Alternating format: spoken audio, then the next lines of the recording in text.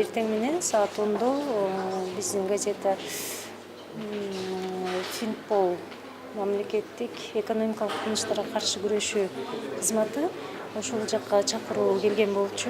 Жетекчиликтеп мен өзүм юрист менен барып келдим, сурак берип чыктык. Негизи бул учурда эмне үчүн мамлекеттик мекемелер дал ушул Суперинфо газетасына басым жасап калышты, эмне үчүн кайра текшерүүлөр жөнөтүп атышат деген суроо жаралган бизде негизи. Анан бүгүн биз жалпы иштин маңызы менен таанышып чыктык. Буга чейин мындай үзүк кесик маалыматтар болчу да. Анан Финполдун инспектору аларга бир Насыкулов Т аттуу жарандан арыз түшкөн экен. Ал арыз бизге эмес, бизге эч кандай тиешеси жок. Ал арыздын ММКларды колдоо борбору фондунун, коомдук фонду бул. Ошол фондунун сайтында жазылган кайсы бир газеталар боюнча маалыматка арызданыптыр. Ал газеталар Шамбала жана Пирамида плюс экен. Насыкуловдун арызында Суперинфо тууралуу бир ооз кеп жок. Анан бирок мамлекеттик орган Финпол негедир Шамбаладан эмес, Пирамида плюстан эмес, негедир Суперинфону текшерүүнү баштап атат да. Анан бул боюнча инспекторго мен да суроо берип көрдүм. Мындай толук кандуу жооп ала алган жок. Эмне үчүн биз деген суроого да. Анан ал жерде негизги Финполго түшкөн арыздын негизги маңызы газеталардын Freedom House уюму ачкан ММКларды колдоо борбору фондунун сайтында жазылган маалыматтар реалдуулукка туура келбейт деген арыз экен. Анан айтып атабыз, бул деген 2012-жылы жазылган маалыматтар экен. Ал жерде биздин байланыш телефонубуздагы Сапаткомдун номери турат. Сапатком компания катары иштебей калганына канча жыл болду да. Ал жерде башкы редактор деп Бурул Исмаилова деген кызыбыз көрсөтүлүптүр.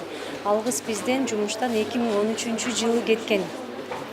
Айтор ушундай бир 6-7 жыл мурунку маалыматты анын үстүнө эң негизги белгилеп көрсөтчү нерсе арызда Суперинфо жөнүндө бир ооз кеп жок. Бирок бизди текшерип атышат. Биз ошон үчүн бул окуяны Суперинфо оппозициялык газета бүткүл республиканын баардык аймагына тарайт.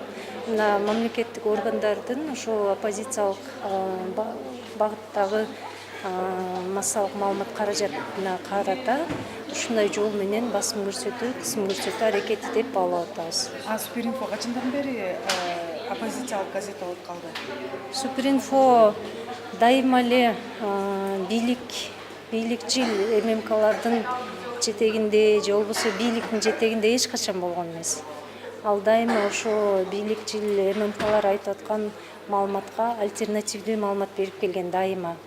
Ого акыркы күндөрү, акыркы жылдары, күндөрү деп айтпайм, жылдары ошол бийликтеги катачылыктар, кайсы бир алардын аракеттери, ошондой эле кемчиликтер да жасалбай жаткан иштер жөнүндө активдүү сүйлөп келе жатат.